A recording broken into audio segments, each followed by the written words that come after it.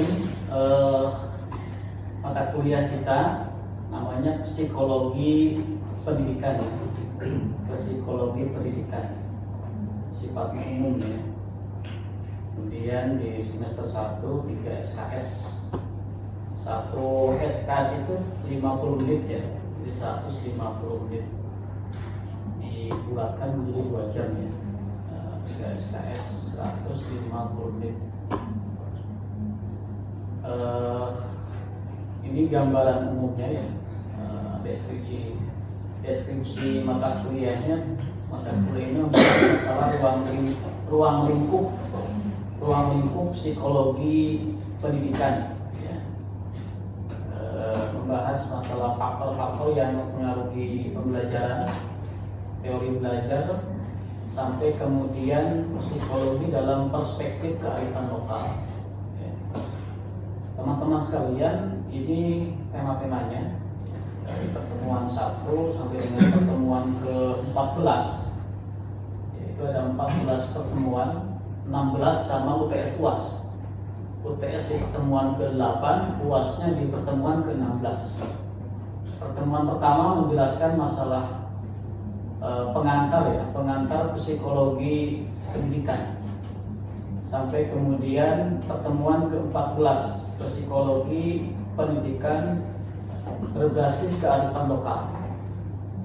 Nanti pertemuan kedua, insya Allah pekan depan, itu sudah masuk ke tahap pembagian kelompok. Nanti kita akan memperdalam lewat diskusi dari masing-masing pemakalan. Diskusi diharapkan teman-teman yang sudah membuat paper nanti di-share ke teman-teman dan dibaca, diperdalam ya.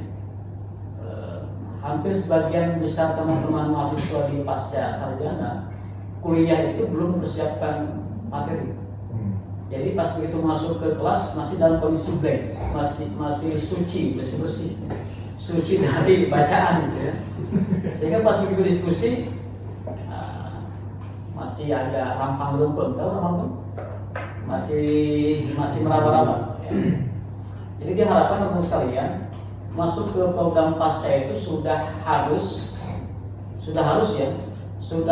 banyak bacaan tidak sebatas mata kuliah psikologi, tapi mata kuliah yang ada di program Magister PAI, karena core kita kan di situ keilmuannya. Jadi keilmuan teman-teman setelah lulus dari pasca itu mesti jelas arahnya kemana. Apa yang akan kita kuasai dari program S2 ini? Apakah lebih ke psikologinya, lebih ke sejarahnya, apakah lebih kepada metodologi pembelajaran PAI itu apa? Sudah mulai dibayangkan. Tapi jangan cuma bayangkan dong ya, langsung dikejar apa yang akan kita capai dari program MPAI ini. Jadi teman-teman sudah harus banyak bacaan tidak hanya satu sumber ya, banyak sumber A, sumber B, sumber C. Karena calon intelektual itu mesti punya banyak bacaan tidak hanya satu bacaan, bisa beragam bacaan. Dan bacaan yang paling utama adalah bacaan Quran, itu PAI, dan yang lain juga begitu. Bacaan Quran itu bacaan yang paling pokok. Nah setelah itu bisa baca hadis, bisa baca buku, bisa baca sirah dan seterusnya. Jadi bacaannya itu diperluas, diperdalam. Agar apa? Agar kita punya pandangan yang luas dan luas. Ya. Problem di kita itu kan pandangannya sumarekeh pada satu pandangan. Ketika menerima pandangan yang lain otomatis tolak, karena ada yang namanya taklid terhadap satu pandangan. Maka kita mesti punya pandangan yang luas dan luas. Luas itu artinya bisa fleksibel, tapi kemudian kita punya pegangan. Ya, yang dibutuhkan oleh kita di program pasca sarjana itu pandangan kita luas, bisa melihat dari berbagai perspektif. Misalnya begini teman-teman, Islam itu bisa dilihat dari berbagai kajian. Ya, misalnya Islam melihat dari segi politik, Islam melihat dari segi pendidikan, Islam dilihat dari segi psikologi. Islam dilihat dari segi ekonomi, Islam dilihat dari segi hukum, dari segi antropologi, dari segi sosiologi, dari segi tata negara, dari segi paleoantropologi, dari segi apa lagi? Dari segi ilmu-ilmu yang sifatnya spiritualisme. Nah, ternyata Islam itu sebagai sebuah sumber ilmu. Dan sumber yang paling pokok adalah Quran dan hadis. Quran itu, Quran ya yang kita baca itu, bukan Quran yang lain ya, tidak ada Quran yang lain kan, bacaan. Quran itu kan secara tertulis ada 6.236 ayat. Ada yang bilang 6.204 ayat. Ada yang bilang 6.205 ayat. Ada yang bilang 6.214 ayat. 6.219 ayat. Ada yang bilang 6.225 ayat. Waktu SD 6.666 ayat. Nah, itu menurut pendapat Syekh Nawawi Al-Banani. Kalau kita buka tafsir Ibnu Katsir pada jilid pertama itu lebih populer di 6.236 ayat, itu bacaan. Yang jumlah hurufnya ada 321.180 huruf dan 77.439 kata. Itu bacaan pokok sebagai mahasiswa pasca sarjana Magister PAI. Nah, semua ilmu itu menginduk ke situ tuh. Makanya Islam itu dilihat dari segi kaya, dilihat dari segi politik kaya, dilihat dari segi psikologi juga kaya. Hanya problemnya gimana cara mengurai itu. Untuk mengurai Al-Quran itu dijadikan sebagai sebuah sumber ilmu itu perlu banyak alat bantu. Apa itu alat bantu? Alat bantunya bahasa Arab, psikologi, tafsir, ilmu nahu, ilmu ushul fikih. Baru kemudian muncullah sebagai bentuk pedoman Buddha. Ya. Jadi Quran itu luar biasa, termasuk melahirkan ilmu psikologi. Karena ilmu psikologi itu kalau dirunut ke belakang ya sejarahnya itu kan bersumber dari Barat. Hanya yang paling populer itu dari Barat. Sementara dari kalangan Muslim itu juga banyak sebagai ilmuwan yang ahli di bidang psikologi. Misal ada Ibnu Sina, ada Imam Al-Ghazali. Nah, Imam Al-Ghazali itu dia banyak membahas masalah an-nafs, masalah jiwa. Ya. Dalam kitab Ihya juga begitu tuh, membahas masalah an-nafs. Ibnu Sina juga membahas masalah an-nafs juga. Ya. Ar-Razi juga itu punya bahasa tentang jiwa. Hanya ilmuwan Muslim itu kemudian tertutup oleh kabut tebal dari pandangan Barat. Maka disinilah kita perlu banyak bersinggungan dengan ilmuwan Muslim itu. Nah, dari mana ilmuwan Muslim? Dari situ, dari Quran. Dia menerjemahkan, mendialektikakan, mendiskusikan antara pendapat yang satu dengan pendapat yang lain lewat alat bantu yang dia punya. Ya. Maka psikologi ini sebagai alat bantu kita untuk menyelesaikan persoalan kegiatan belajar mengajar. Itu alat bantunya ya. Oke. Jadi teman sekalian, kembali ke awal, kita harus lebih banyak bacaan, memperbanyak bacaan. Ya, bacaannya bergantung kepada mata kuliah masing-masing. Secara umum bacaan kita itu terdiri dari bacaan buku-buku tentang pendidikan Islam, jurnal tentang pendidikan Islam, baik yang bahasa Arab, bahasa Inggris maupun bahasa Indonesia. Jadi teman sekalian sudah mesti akrab dengan dunia jurnal. Apa jurnal? Jurnal itu hasil-hasil kajian, ya, hasil-hasil kajian, hasil-hasil penelitian dari para ahli, dari para peneliti. Ya. Kemudian ini tema-temanya ya, tema-temanya dari awal sampai dengan akhir. Ya. Ini sumber yang di. Tapi teman-teman sekalian jangan fokus ke sumber buku. Untuk updating ilmu itu mestinya lebih fokus ke hasil kajian-kajian yang terbaru. Kajian yang terbaru itu rata-rata didapatkan dari jurnal-jurnal yang sudah terbit tahun 2024, tahun 2023, minimal 4 tahun terakhir atau maksimal 5 tahun terakhir. Kajian-kajian itu lebih update. Ya. Yang dulu kita katakan bahwa planet Pluto itu dikatakan planet, ternyata setelah sini kan sudah dikeluarkan. Jadi ada update tentang pengetahuan. Ya. Kalau bisa tiap hari kalau bisa. Cuman kan disesuaikan dengan kondisi kesibukan. Jadi ini sumber rujukannya, silakan ya, yang lain bisa mengikuti. Oke, pada yang pertama ini kita akan menjelaskan tentang pengantar psikologi pendidikan.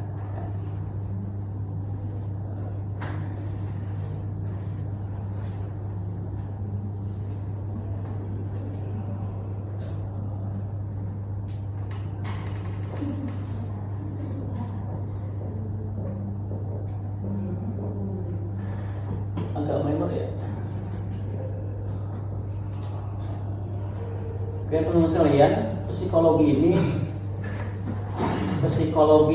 pendidikan itu kan dua kata ya. Ada psikologi, ada pendidikan. Psikologi itu ilmunya juga berdiri sendiri.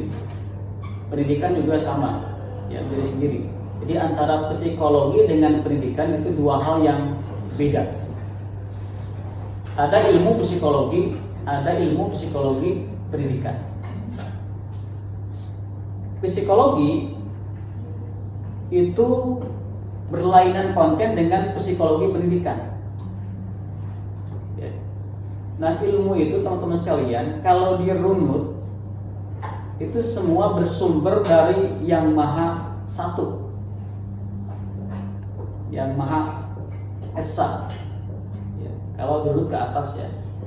Jadi kalau tadi kita bilangnya bersumber dari Quran, dari Quran, maka semua ilmu pada dasarnya bersumber dari yang maha satu, maha esa.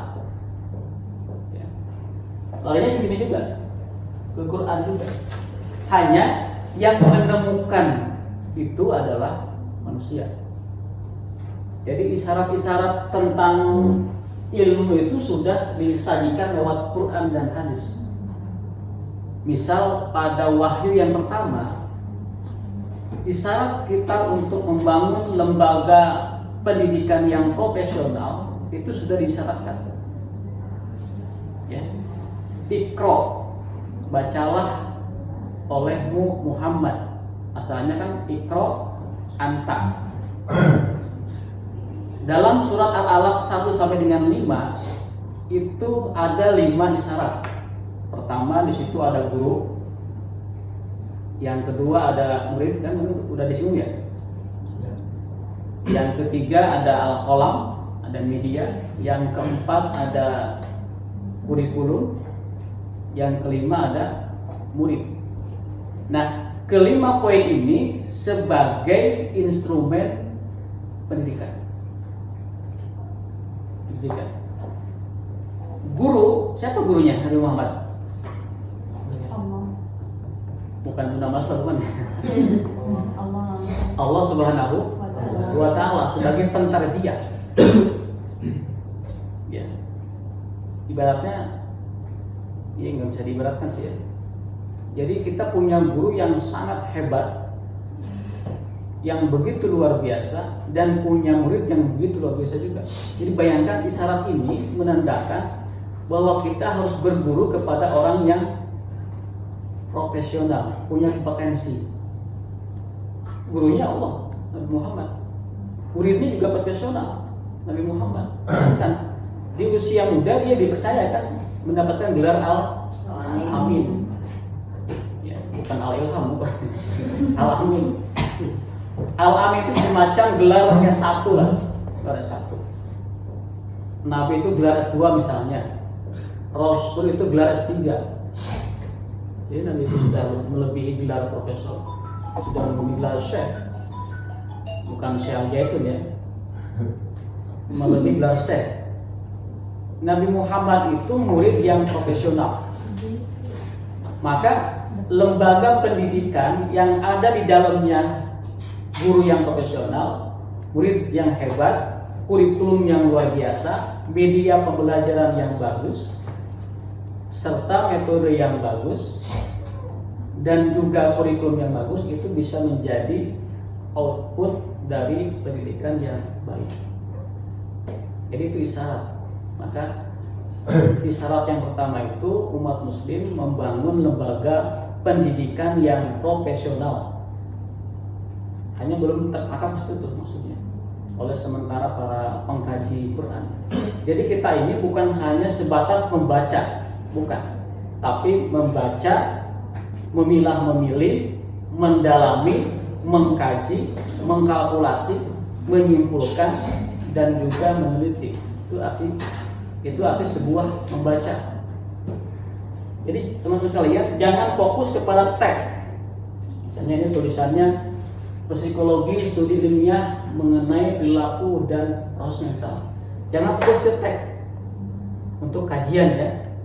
Tapi fokuslah di balik teks itu ada apa.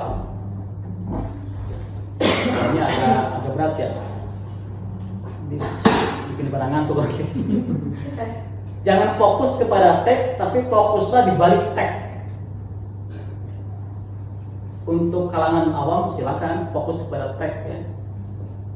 Kan kita nggak mungkin bisa menangkap di balik teks kalau belum membaca teksnya. Nah bagi kita nih, bagi pasca sarjana, program pasca sarjana, seharusnya sudah selesai dengan dunia teks.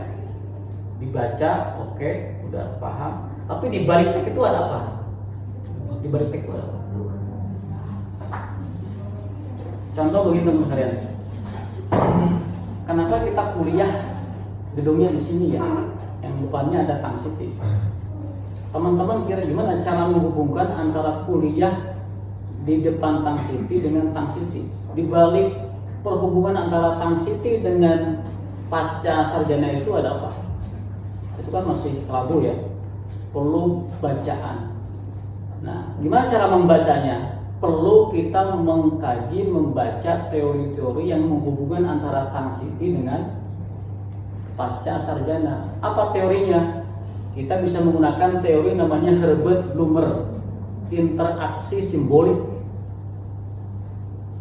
Apa itu? Interaksi simbolik.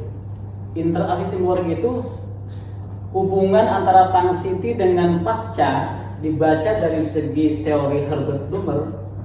Ada interaksi simbolik. Contoh, alumni yang lalu kalau kuliah offline itu banyak yang ke mall. Setelah kuliah pada ke mall semua itu. Itu ada interaksi simbolik. Setiap hari kita lewat Tang City, lama-lama kita masuk ke dalam kan. Itu sudah merupakan interaksi simbolik. Berapa puluh mahasiswa pasca sarjana yang ketika kuliah offline masuk ke Tang City. Pernah masuk semua ya Tang City? Udah. Itu interaksi simbolik.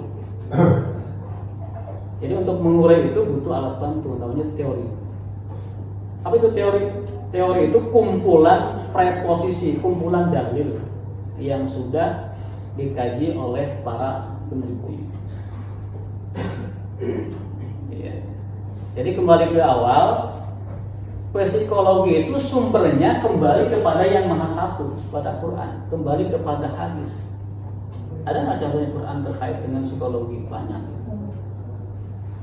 Jadi Muhammadur Rasulullah asyiddaw al-kufar waruhama bainahum. Rasul itu tegas sama orang kafir dan dia berkasih sayang sesama orang yang muslim. Kasih sayang itu kan hubungan batin. Itu ya, hubungan batin antara Nabi Muhammad dengan sesamanya. Hanya kita hanya membahasnya itu, oh iya ya, Nabi Muhammad itu tegas. Nah di balik tegasnya itu ada apa? Itu namanya tafsir isari. Jadi kayak kita sudah melihat isyarat itu sudah paham. Nah, mahasiswa pasca itu sudah isyarat sudah paham. Misal begini, kalau saya menjatuhkan ini atau jatuh spidol, jatuh sini ya. Nah ketika saya nengok ini, kira-kira isyaratnya apa? Nah, tolong ngambilin. Misalnya begitu. Ya. Itu isyarat. Nah Quran juga itu banyak isyaratnya, hanya belum banyak terbaca oleh kita. Maka ada tafsir isari dari para kaum sufi. Jadi isyaratnya itu sudah sangat kental sekali. Contoh misalnya isyaratnya di dalam Al-Quran yang terkait dengan pemindahan singgasana Ratu Balqis dari negeri Sabah dipindahkan ke kerajaan Nabi Sulaiman. Kira-kira yang kita tangkap untuk sekarang isyaratnya apa? Teknologi. Teknologi apa? Tingkat tinggi. Teknologi.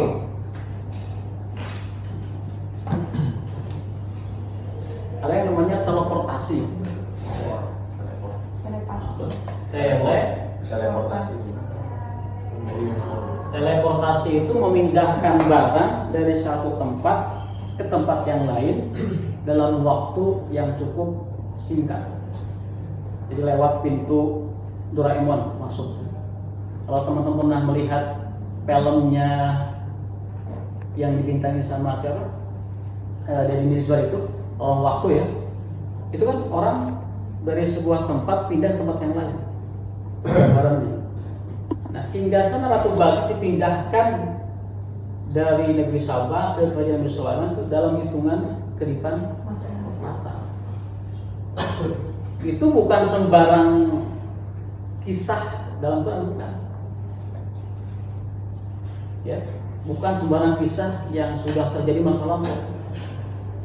Peristiwa Nabi Musa misalnya, yang bisa membelah dengan tongkat itu bukan sembarang kisah, tapi kisah yang memberikan banyak rahasia dan hikmah kepada kita. Kira-kira gimana untuk aplikasi sekarang? Nabi Sulaiman, Nabi Musa bisa membelah lautan dengan tongkatnya. Kira-kira kalau kita hubungkan dengan dunia sekarang apa bentuknya? Jembatan Suramadu. Saya. Apalagi? Remote control masuk nggak? Masuk nggak? Remote control. Matiin AC pakai remote nggak? Kan mau belah lautan. Apa lagi kira-kira? Ya itulah. Intinya tech yang high tech, yang teknologi tinggi. Jadi itu isyarat juga untuk kaum yang hawas, yang khusus. Makanya kan ada puasa awam, ada puasa khusus. Udah mulai ini ya, bayangkan. Ada puasa awam, ada puasa khusus. Ada pemahaman awam, ada pemahaman khusus. Jadi kisah Nabi Musa, kisah Nabi Sulaiman, kisah Nabi Isa, kisah Nabi Ibrahim itu bukan sembarang kisah, tapi di balik kisah itu ada makna untuk kehidupan kita sekarang. Karena Quran kan berlaku sampai akhir zaman. Buat apa Quran kalau bicara masa itu tidak ada manfaat dan maknanya buat kita? Nah, gimana cara menggalinya? Itu dibahas dalam mata kuliah filsafat ilmu. Mulai pusing ya. Ya. Udah pernah ini ya mata kuliah filsafat ilmu udah ya? Udah Pak, di saya. S1 ya. Di Pasca juga ada kan mata kuliah filsafat ilmu kalau nggak salah. Ada ya? Ada Pak Arwen ya. Pak Arwen. Ya, jadi psikologi itu yang paling populer itu bersumber dari barat. Ya, pokoknya misalnya ada yang namanya John Dewey ya, John Dewey. Ada tokohnya Thorndike, ada tokohnya William James. Itu ketiga-tiganya orang Amerika itu yang menemukan. Itu Itu yang populer. Sementara ilmuwan muslim yang ada di era peradaban Islam di abad keemasan Islam itu tidak banyak tergali. Ya. Buku-bukunya itu dibuang ke laut. dibuang ke laut. Yang zaman Abbasiyah. Zaman Abbasiyah itu kan di era hilang ya. kekayaan. Itu kan 1258 ya, 1258 Masehi. Nah, ilmuwan muslim itu sampai menggali dia mendialogkan antara pemahamannya, teorinya dihubungkan dengan Quran. Lahirnya karya tulis. Ya, sekarang para penulis buku itu banyak yang menulis berdasarkan sebuah peristiwa. Misalnya Imam Besar Masjid Istiqlal Jakarta yang sekarang siapa? Prof. Nasaruddin Umar itu pernah menulis tentang buku moderasi beragama. Latar belakang menulisnya buku itu karena diinspirasi oleh terjadinya terorisme yang menggempur Amerika Serikat. Menulisnya buku itu. Jadi ada asbabun nuzulnya, ada asbabul wurudnya. Jadi mendialogkan antara hasil bacaan dengan kondisi fakta realita di lapangan. Muncullah tulisan. Jadi ada asbabul wurudnya. Nah, jadi ilmuwan muslim itu banyak yang ahli di bidang fisiologi. Kayak tadi Ibnu Sina ya, di abad ke-9, Imam Al-Ghazali di abad ke-11, 1058, wafatnya 1111.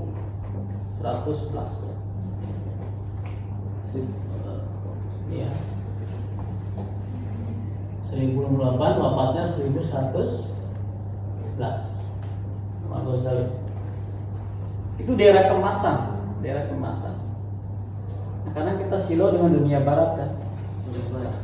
Mungkin karena Amerika itu lebih merdeka duluan sehingga dia banyak menemukan perkembangan iptek. Psikologi. Ini kalau kita jelaskan agak panjang ya. Tapi kita ambil singkatnya saja. Nah, apa maksud psikologi pendidikan, teman-teman sekalian? Psikologi pendidikan itu maksudnya kita sebagai calon guru bisa menyelesaikan persoalan dunia pembelajaran dilihat dari segi psikologi. Misalnya masalah motivasi anak dalam konteks psikologi bagaimana.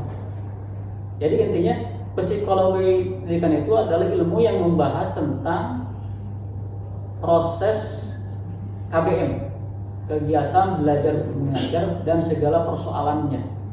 Itu dibahas di dunia psikologi pendidikan. Misal begini, kalau motivasi di waktu awal dunia pembelajaran, di awal pelajaran di waktu pagi, nah motivasi anak-anak didik itu kan belum selesai tuh. Ya, misalnya ada yang namanya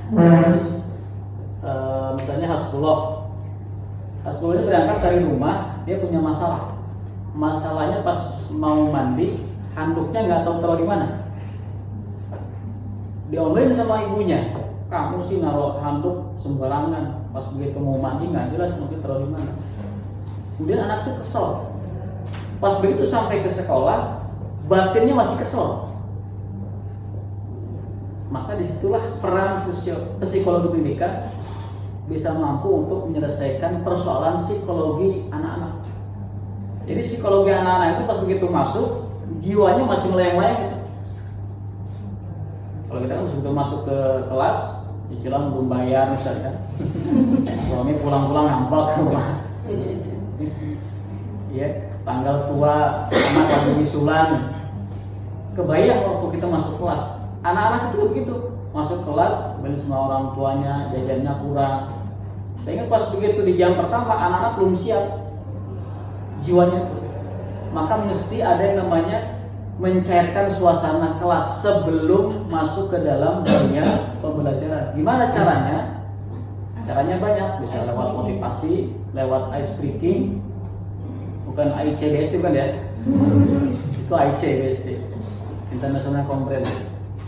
Bisa lewat SDK, bisa lewat motivasi, bisa lewat cerita, bisa lewat mini outbound, bisa. Misalnya pijitan bareng. Nah, langsung menghadap ke timur, kasih kode. Nanti kalau bapak ngacungin spidol, misalnya kalian pijit ya pundaknya, pijit. Kalau nanti bapak misalnya ngacungin pulpen, pijit ya kepalanya, begini kepalanya. Itu mini outbound untuk mencairkan suasana kejiwaan anak-anak. Jadi nggak bisa langsung kita ngajar sebelum menyiapkan mental dan motivasi anak-anak. Itu dibahas dalam mata kuliah psikologi pendidikan. Nanti misalnya pas begitu selesai jam pertama, kita ngajar lagi di jam 1 siang. Bayangkan, anak-anak jam 1 siang habis makan, habis sholat, mati ya.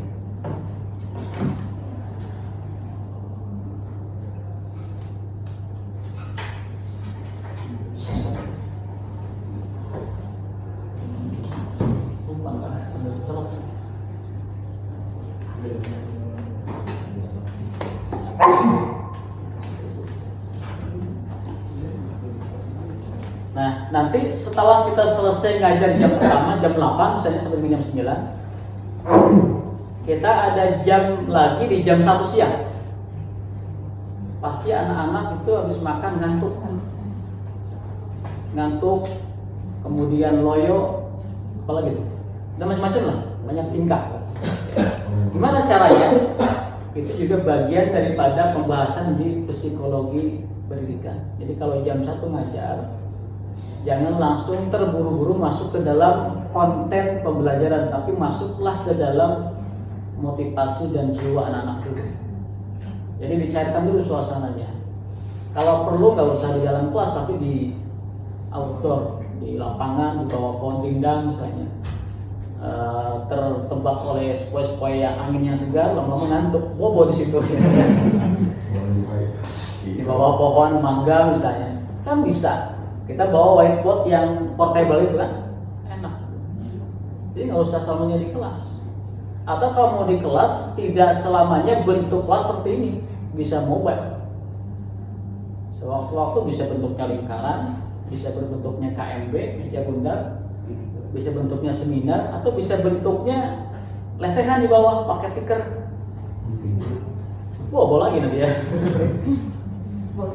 Jadi nggak mesti duduk di bangku terus, kita bisa mendesain. Itu namanya, ada mata kuliah khusus tentang itu, namanya pengelolaan kelas. Jadi kelas itu kita kelola tuh, cara menyajikan kursi, cara menyajikan meja, cara menyajikan mading, ada caranya, ada pelatihannya. Bahkan di Singapura itu, bukan Singapura ya. Kalau Singapura kan Tasik ya, di Singapura ya. Di Singapura itu ada pelatihan cara membersihkan meja. Ini yang kita singgung kemarin ya. Ada pelatihan cara membersihkan meja, pelatihan cara merapikan kelas. Dan dia mendapatkan 2 jam per minggu untuk training peningkatan kompetensi guru. Kalau pengelolaan kelas. Jadi ketika jam 1 kita ngajar itu nggak mesti di kelas. Nggak mesti menggunakan meja seperti ini, bisa kita desain, bisa kita coba sajikan. Atau makan siangnya diawali dengan makan siang bareng. Kalau di sekolah, kalau di SD misalkan bisa makan siang bareng. Kalau anak-anak SMA kan bisa makan masing-masing. Tapi bisa juga dikelola makan siang bareng-bareng dengan anak SMP, SMA, untuk meningkatkan jiwa anak-anak dengan kita. Disebut namanya, disebut kesukaannya. Kalau perlu di kelas ada kulkas, ada mini kitchen, ada yang gitu. Jarang banget kan? Mungkin itu ada, tapi sekolahnya mahal. Ada berlebih bayarannya gitu, kalau yang mahal. Jadi gimana caranya anak itu supaya tidak ngantuk ketika jam 1 siang?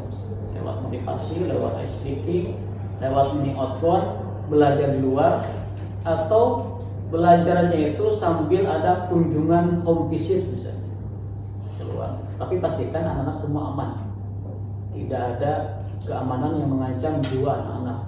Saya kita keluar di depan sudah jalan raya kan rawan raya anak SD, nggak bisa diam.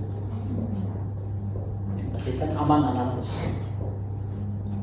Itu menjadi pokok bahasan psikologi pendidikan. Suatu waktu misalnya anak ke sekolah dalam kondisi uring-uringan. Nah kita jangan fokus ke anaknya. Ini di balik anak itu uring-uringan kira-kira ada apa ya? Apakah bapak emaknya bermasalah, broken home? Apakah yang nganter itu lambat? Apakah nggak dikasih uang jajan? Apakah mandinya itu pas begitu mau mandi ternyata jadwalnya langsung berhenti, belum pada mandi? Kan dia bermasalah. Maka yang paling penting itu adalah dibalik anak uringan itu kenapa?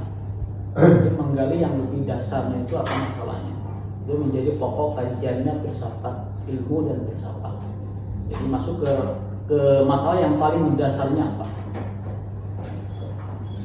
Nah sekarang ini teman-teman sekalian, ada kasus yang terkait dengan yang kita tahu, yang orang Man satu Gorontalo, ya, orang itu sangat mencoreng nama baik Man.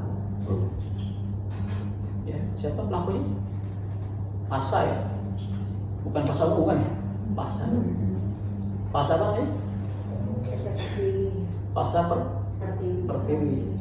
Yang gurunya siapa namanya? Dimas.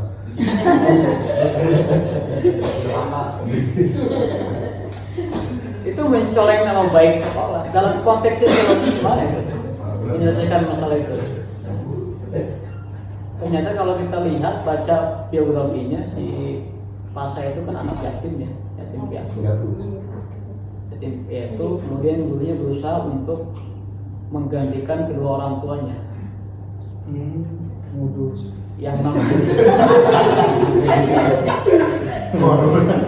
modus ya, modal ustad ya. Berusaha untuk menggantikan peran orang tua yang tidak ada. Sudah nyaman mungkin ya dengan guru itu selama tahun kan yang namanya bukan sedarah ya, ada rasa ketertarikan manusiawi itu normal ukurannya. Cuma menjadi tidak normal ketika diketahui sama masyarakat umum. Apalagi tenaga pendidik yang seharusnya mendidik tapi justru kebalik, malah menghardik jiwanya menjadi kotor. Nah, persoalan demikian itu tidak bisa diselesaikan dengan pendekatan satu disiplin ilmu. Maka mesti ada ilmu yang lain namanya sosiologi pendidikan. Hubungan tingkah laku antara satu orang dengan orang yang lain itu bisa dibaca lewat mata kuliah sosiologi pendidikan. Jadi untuk menyelesaikan itu perlu banyak alat bantu ilmu-ilmu. Jadi nggak bisa monodisiplin, bisa dibantu dengan mata kuliah yang lain. Nah sekarang ini hubungannya teman-teman sekalian, hubungan antara dunia maya dengan dunia nyata itu kan tipis, bukan Maya Ahmad ya, dunia maya netizen. Kita punya kontak 100 itu ya tetangga kita. Kita punya akun Facebook, punya teman 1000 yaitu tetangga kita, teman kita. Itu dunia teman dunia maya. Teman dunia nyata ya ketemu langsung gitu ya. Jadi kehidupan era digital sekarang itu bisa membantu usaha-usaha yang positif, bisa membantu usaha-usaha yang negatif.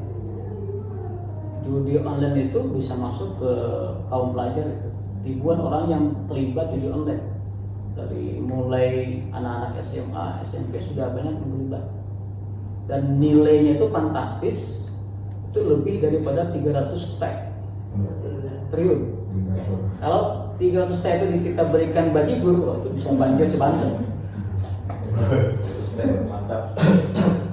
Kita berikan cilok, wah, berapa pikulan cilok itu? Ya, yang namanya judi online itu ya, dimulai dari anggota pusat, dari pusat sampai kemudian daerah, sampai kemudian anak-anak. Itu psikologis juga. Ya. Jadi kita punya handphone itu bisa bermata dua kan, mata elahnya. Bisa kita positif, bisa negatif. Positifnya kita bisa mendengarkan kajian online, nggak usah datang ke majelis taklim misalnya. Ya, kan banyak sekarang para ilmuwan, para ulama, para politikus yang sudah beralih ke dunia channel YouTube. Ya. Misalnya Imam Besar Masjid Istiqlal itu sudah memfokuskan diri untuk di dunia online, di samping yang offline. Itu ada kajian namanya kajian tafsir teosofi setiap hari Senin, Rabu, Kamis, Jumat, Sabtu. Itu hampir tiap hari ada kajiannya Prof. Nasrul Umar. Itu pola pikirnya luar biasa bagus. Kita bisa ngikutin itu. Misalnya kalau kita pengen dengar masalah politik, kita bisa ngikuti kajiannya Pak Refli Harun di channelnya. Kalau mau kita dengar kajiannya tafsir dari Pak Kures, ada channelnya juga. Kalau kita mau ngikutin channelnya Ahli Rusafat, bisa Rocky Group. Rudi Faiz. Ya, atau Pak Rudi Faiz. Itu dunia online dari sisi positifnya. Saya kira banyak lah, tergantung kita menggunakannya mau ke arah mana. Ya, mau ke arah mana. Nah maka teman-teman sekalian, hubungan batin antara siswa dengan guru itu di era sekarang itu bisa dua sisi mata uang, satu sisi positif, sisi lain negatif. Siapa yang bisa mengontrol penggunaan handphone tiap hari? Nggak ada, kecuali daya imannya. Iman kuat tapi ini nggak kuat sih, kan repot juga, bisa belas begitu. Ini dunia pendidikan, pilar-pilarnya sudah mulai roboh. Jadi kalau kita baca bukunya Pak Winata, Dekavitas Selekta Pendidikan Islam, pilar-pilar pendidikan itu sudah mulai roboh. Pilar pendidikan pertama keluarga sudah mulai roboh. Pilar pendidikan yang kedua lembaga pendidikan sudah mulai roboh. Pilar pendidikan yang ketiga masyarakat sudah mulai roboh. Nah sekarang ada dua masyarakat, ada masyarakat dunia maya, ada masyarakat dunia nyata. Sama-sama sudah mulai roboh. Ya, makanya ada para ulama yang mencoba untuk membangun ruang publik di dunia maya dengan cara dakwah, menyajikan video yang cukup 1-2 menit, orang bisa menangkap substansi teori ininya, materinya apa. Keluarga sibuk, orang tua sibuk, apalagi di kalangan generasi milenial. Ya kita nih generasi milenial, generasi Z itu sibuk, punya anak usia SD, pergi pagi pulang malam terus, begitu lama-lama kan orang menjadi yang namanya kekosongan jiwa, split personality jiwa. Ketika terjadi kekosongan jiwa, orang untuk mengembalikan jiwanya yang kosong itu melalui hiburan.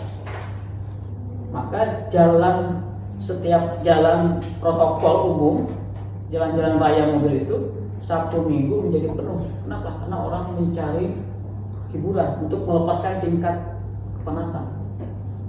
Itu kalau nggak diisi dengan pembeningan jiwa, dia nggak pernah kembali.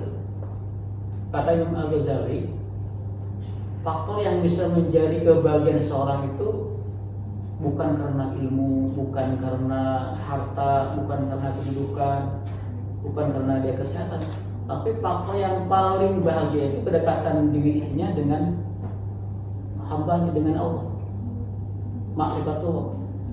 Kata Imam Ghazali, hanya satu yang membuat seseorang menjadi bahagia, yaitu ma'rifatullah. Apa itu ma'rifatullah? Maka ma'rifatullah itu diimplementasikan lewat yang namanya pelaksanaan sholat. Kenapa kita harus sholat 5 waktu dalam sehari? Maksudnya apa ya? Itu bagian daripada objek kajian juga. Ya. Kenapa kita harus wudu? Kenapa kita harus sholat? Kenapa dalam setiap kali kita sholat harus mengucapkan takbir? Kenapa dalam setiap kali kita sholat harus membaca surah Al-Fatihah? Itu kan sangat penting. Quran itu kan 30 juz tadi ya. 6.236 ayat, jadi 7 huruf, 3.280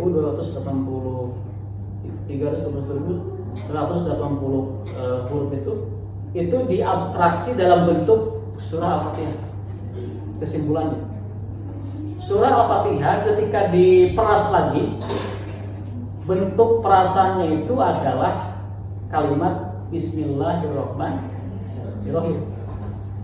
Ketika kalimat Bismillah itu diperas lagi, bentuknya adalah Allah. titik di bawah bang. Nah, bukan dengan teorinya Big Bang, kejadian asal muasal alam semesta dari sebuah titik.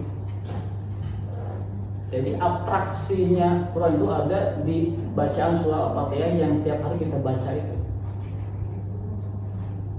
Hanya memang kita nggak kurang sadar bahwa itu adalah hal yang penting.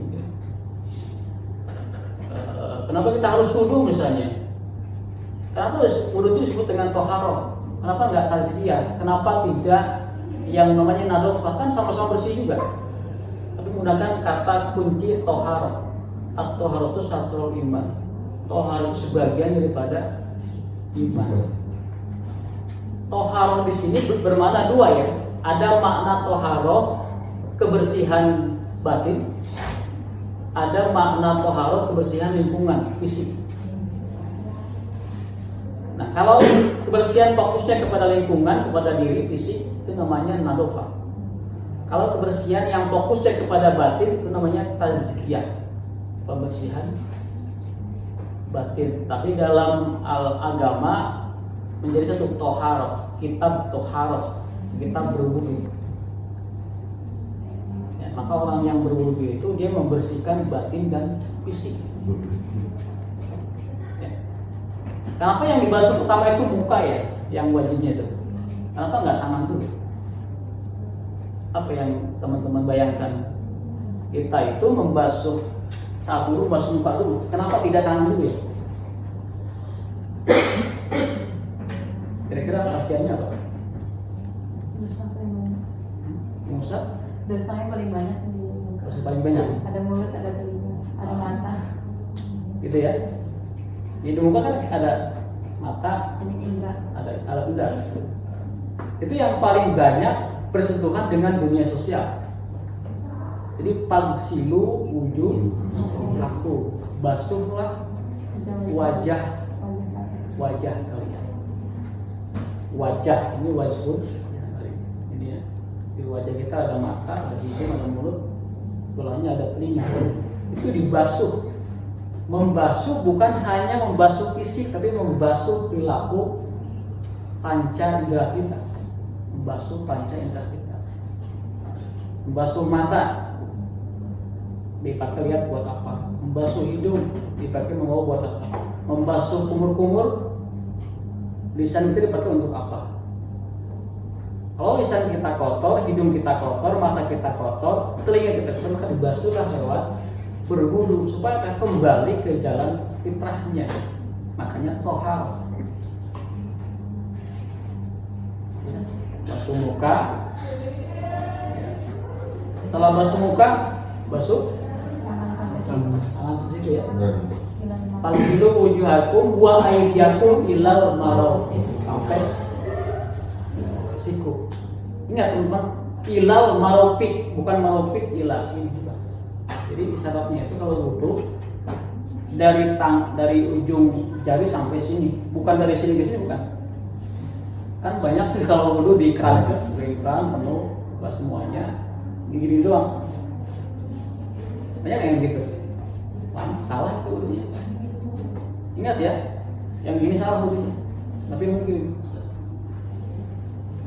dari sini sampai situ, bukan dari situ ke sini.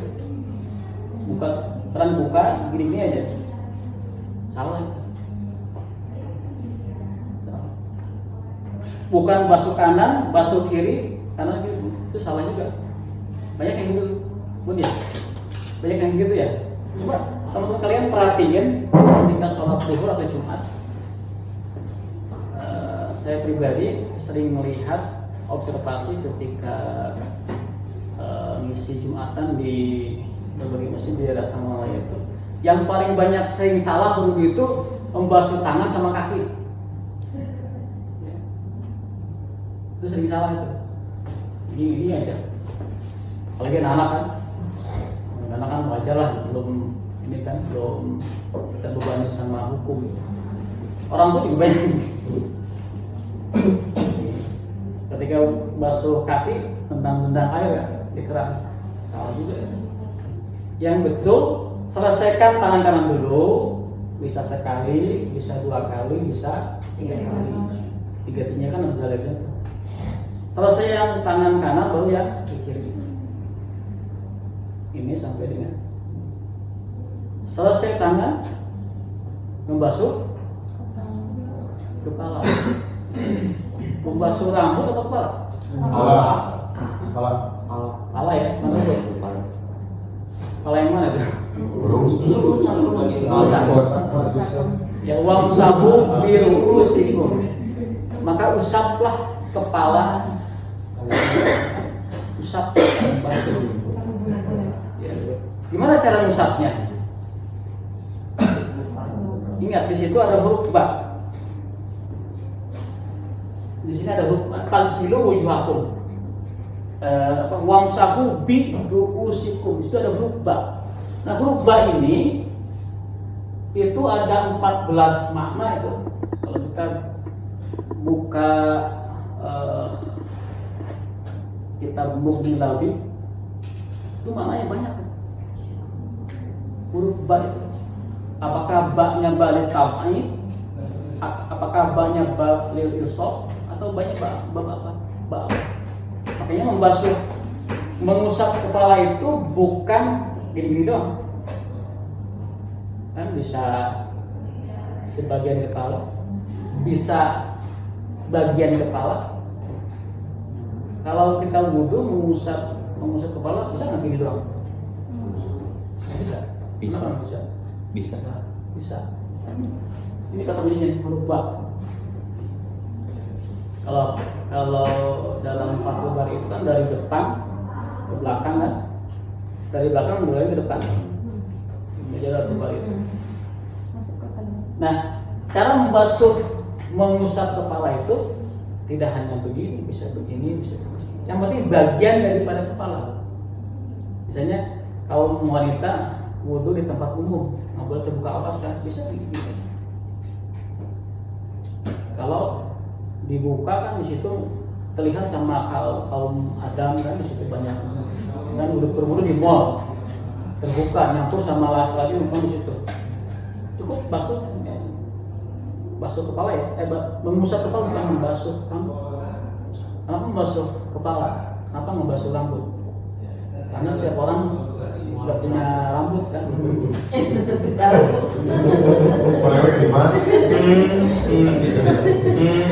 Ya sih nggak nyinggung ya. Tapi setiap orang pasti punya kepala.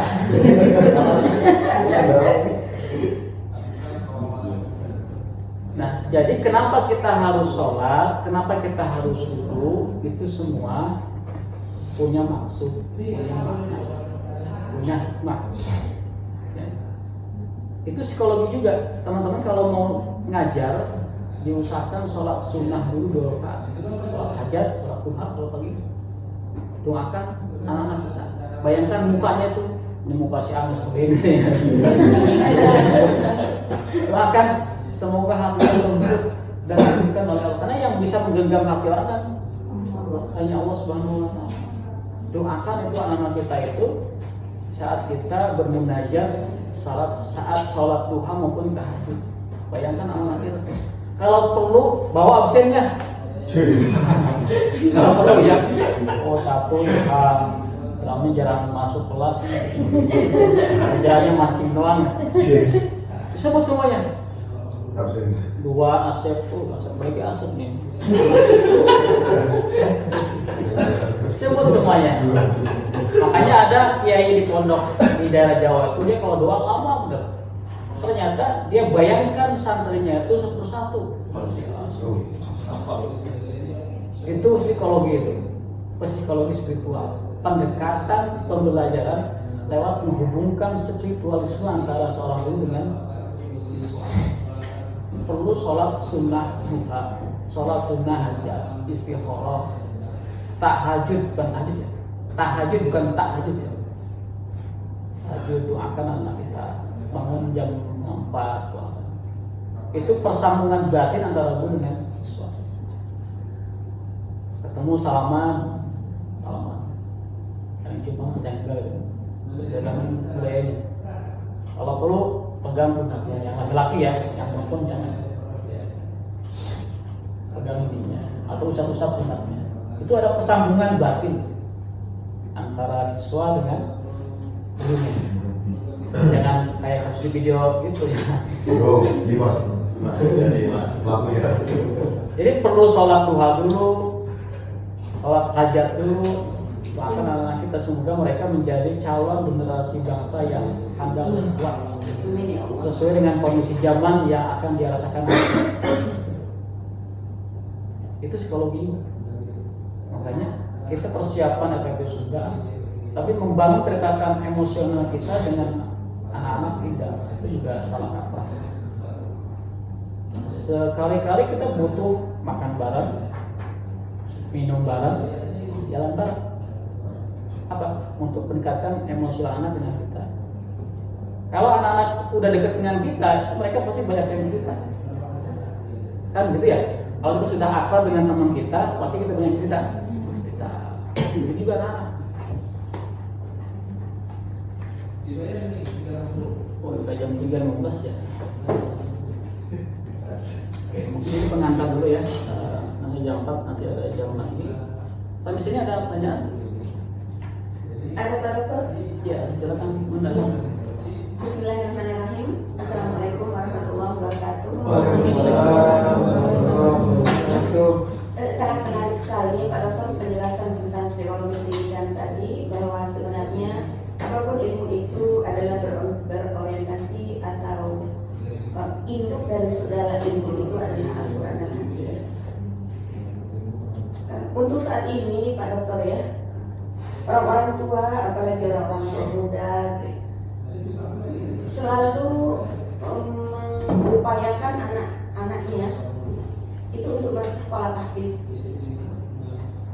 untuk menghafal Al-Quran. Lalu saya pernah mengikuti satu seminar, bukan seminar sih ya, motivasi apa gitu, bahwa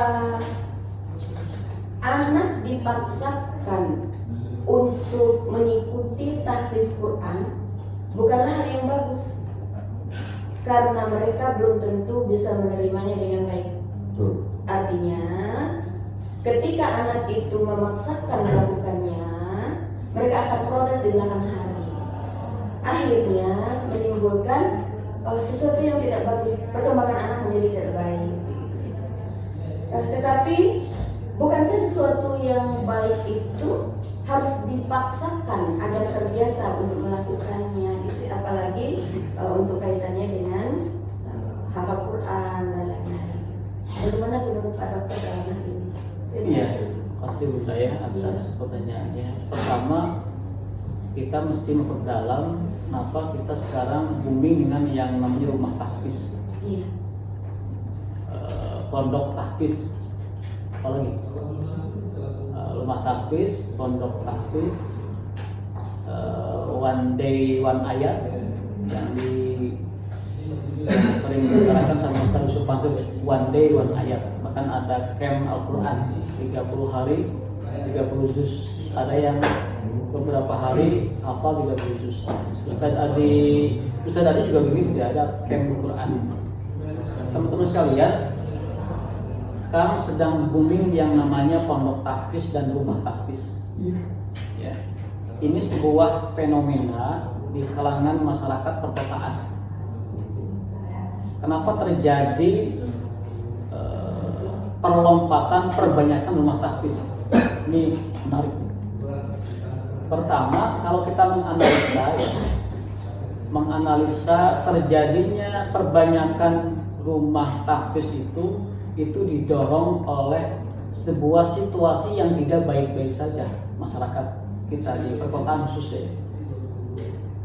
Masyarakat kita itu kan penuh dengan dinamika ya, penuh dengan gejolak-gejolak, stres, depresi, halusinasi, tingkat keamanan juga tidak aman, macam-macam ya. Anak juga banyak yang terjerat kasus, ada masalah seks luar negeri macam-macam. Ya. Maka semua itu menjadi ciri khas masyarakat kota, penuh dengan dinamika yang terjadi di daerah perkotaan. Untuk menyelesaikan itu, masyarakat butuh ruang. Ruangnya apa? Dalam bentuk kajian-kajian di daerah perkantoran, di perkotaan. Itu ruang untuk mengembalikan jiwa-jiwa yang sedang kosong. Namanya urban sufism, sufi kota. Maka kajian-kajian di daerah perkotaan itu sekarang semakin masif. Ya, kajian online juga begitu, semakin masif. Untuk apa? Untuk mengisi ruang-ruang kosong, jiwanya kosong, perlu diisi oleh pendidikan ruhani. Kalau kita lapar secara jasmani kan kita makan sudah kenyang. Tapi kalau jiwa kita lapar, diisi dengan kajian, dengan sholat, dengan baca Quran. Itu ruang-ruang untuk pengisian ruhani kita. Ya. Nanti lari ke keluarga. Keluarga juga mengalami tadi yang namanya pilar pendidikan kita sudah mulai runtuh. Orang tua milenial sudah mulai runtuh. Perhatian terhadap dunia pendidikan semakin tergantikan sama guru-guru. Jadi guru-guru itu diserahkan oleh orang tua sebagai tempat pendidikan anaknya, melepaskan begitu saja. Ya.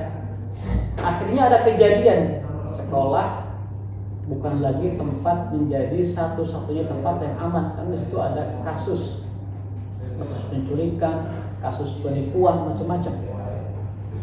Ya. Orang tuanya gelisah, masyarakat gelisah. Kegelisahan itu juga ditunjukkan dengan adanya pembangunan rumah tahfiz untuk mengisi kekosongan ruang kejiwaan masyarakat. Siapa tahu anaknya hafalan Quran nanti menular kepada orang tuanya. Jadi orang tuanya yang tadinya nggak mengenal Quran, karena anaknya sering hafalan Quran, terdorong untuk mengetahui Al-Quran. Dari Al-Quran ditujukan kepada keluarga, anak, bapak, ibu, emaknya mengetahui anak lagi hafalan nih. Tiap hari hafalan, malam hafalan, subuh hafalan, berangkat ke sekolah juga hafalan lagi. Pulang-pulang anak tepar, capean dia. Itu sekarang sudah menjadi hal yang menjadi fenomenologis. Jadi kenapa muncul rumah tahfiz? Tadi kan untuk mengisi ruang-ruang kekosongan di tengah-tengah masyarakat perkotaan. Ini yang namanya tasawuf modern. Tasawuf untuk para kaum urban dan suburban. Urban yang perkotaan, suburban yang daerah pinggiran. Supaya nanti mengisi ruang-ruang kekosongan di tengah-tengah keluarga. Rumah tahfiz. Kenapa muncul SDIT? Bukan SD itu. Ini banyak perlu pendalaman. Tapi yang jelas Bunda, itu semua kalau kita timbang antara manfaat dengan mafsadatnya, lebih banyak manfaatnya. Setuju. Saya praktis soalnya. Iya, Anak saya kan juga sekolahnya praktis ya Pak. Mungkin yang dibangun itu persepsi dari anaknya itu, mungkin kalau hafalan itu bukan sekedar kewajiban, tapi anak-anaknya itu dibangkitkan dari cerita yang dari ayat yang sedang dihafal. Biasanya saya pendekatannya kayak gitu. Ayo kita sekarang cerita tentang surat, kita masuk ke surat surat Nuh misalnya, ini ceritanya tentang kaum ini, jadi dibangun dari situ. Jadi anaknya itu interest, oh iya aku mau ngafalin ini, besok cerita lagi ya Uma, besok tentang ceritanya tentang apa gitu. Jadi memang trikinya di sana sih Pak, kalau untuk anak-anak harapannya itu memang harus dibangun dari anaknya sendiri. Betul ya, Iya. saya setuju. Jadi terlepas dari banyak kurang dan lebihnya, Iya, benar. yang jelas dilihat dari segi analisis SWOT, tingkat masalahnya lebih besar daripada mafsadatnya. Tapi mungkin satu lagi Pak, kebanyakan orang tua itu berpikiran Quran itu bisa didapat langsung dengan anaknya ketika anaknya itu di-push sama hafalan gitu. Cuman terkadang orang tua itu lupa bahwasanya Quran itu akan Allah kasih ke anaknya ketika para orang tua itu juga memperbaiki diri gitu. Karena Quran itu kan sesuatu yang suci dan tempatnya juga harus suci. Jadi saya memperhatikan seperti itu sih Pak. Ketika kami para orang tua misalnya agak lalai misalnya itu masya Allah impactnya tuh ke anak luar biasa gitu. Tapi ketika kita juga berusaha untuk mendekatkan diri itu, Allah sendiri yang akan membuka hati anak itu untuk mencintai Quran itu. Ya.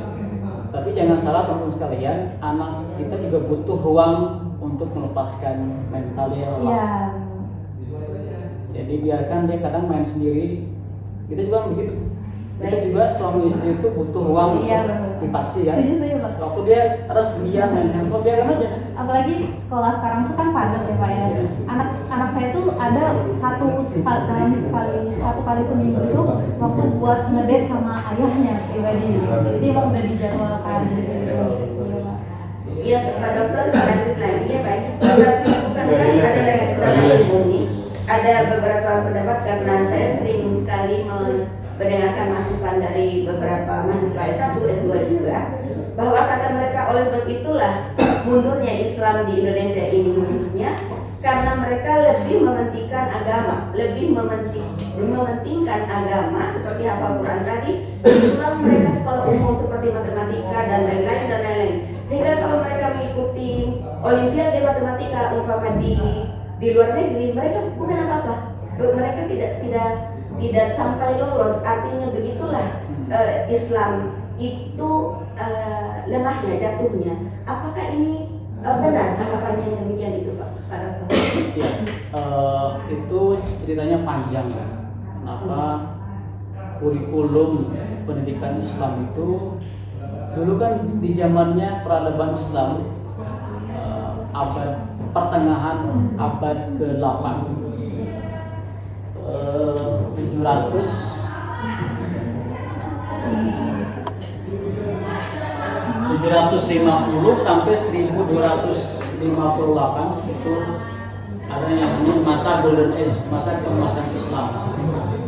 Para ilmuwan pada waktu itu mereka menerima pembelajaran Quran dulu diperdalam, ada yang banyak hafal Quran para ulama pada waktu itu. Setelah selesai dengan hafalan Qurannya, dengan pemahaman Quran dan hadisnya, baru kemudian mata pelajaran yang lain. Jadi kalau kita kembali kepada hadis ya, muru auladakum bisolat, perintahkanlah kepada anak-anak kalian sholat. Kenapa yang diperintahkan itu sholat dulu? Kenapa nggak hafal Quran dulu? Lagi-lagi di sini bahwa kita diperintahkan untuk mengajarkan anak sholat. Di dalam sholat itu kan bukankah kita ada bacaan Qurannya di situ? Ada pendekatan spiritualnya kepada Allah. Karena orang yang sholat itu setelah selesai diharapkan inna sholata tanha anil fahsya wal munkar. Fahsya itu adalah perbuatan keji yang muncul dari hawa nafsu. Membunuh orang itu kan perbuatan fahsya. Berkata kotor itu fahsya. Munkar itu mengambil hak orang lain. Ada uang nganggur, ya, berjuta kita ambil, munkar. Nah, sholat yang baik itu sholat yang mencegah tadi, istiqomah. Ya, makanya anak yang diajarkan sholat itu dalam rangka menjadi anak yang baik. Di dalamnya ada bacaan Quran, ada penyebutan tahmid, ada tahlilnya, ada syahadatnya, ada bacaan doanya dan macam-macam. Maka terlepas daripada kelemahan dan kelebihannya, para ulama tempo dulu itu mengutamakan pembelajaran agama dulu. Setelah itu kemudian dia bisa mengajar, bisa belajar terhadap materi yang lain. Fondasinya di agama dulu. Iya. Karena yang bisa ngerem kan agama. Kemenang itu menjadi sarang korupsi besar. Nah, ulama dulu itu dia ahli hukum, dia ahli tafsir, dia ahli kedokteran. Ibnu Sina itu ahli hukum, ahli kedokteran, ahli psikologi, ahli usul fikih, ahli hadis, ahli Quran. Setelah belajar Quran, dia menyebar ke belajar yang lain. Nah, semakin sini Al-Quran, penguasaan ilmu semakin monodisiplin, bukan lagi beragam multidisiplin. Ya. Sekarang jarang ada ulama yang bisa menguasai berbagai disiplin keilmuan. Semakin sempit ilmu itu. Kan tidak semua profesor menguasai berbagai bidang. Misalnya ada profesor di bidang sosial linguistik, dia segitu aja dari putar. ada profesor di bidang ahli tasawuf itu terus. Kalau kita misalnya belajar tentang sejarah kepada ulama yang ahli sejarah, ada Ibnu Jarir At-Tabari, dia juga ahli tafsir, ahli hukum, ahli hadis. Sekarang semakin kalau bicara masalah itu siapa? Ahli tafsir di Indonesia itu Pak Quraish Shihab, Pak Nasar, Pak Darwis Hude, kalau gitu, Pak Hasan Hanafi. Semakin sempit. Ahli hadis siapa? Ada Kiai Lutfi Fatullah, ada Said Agha Sirot, ada Said Abdul Husain Al-Munawwar. Semakin sempit.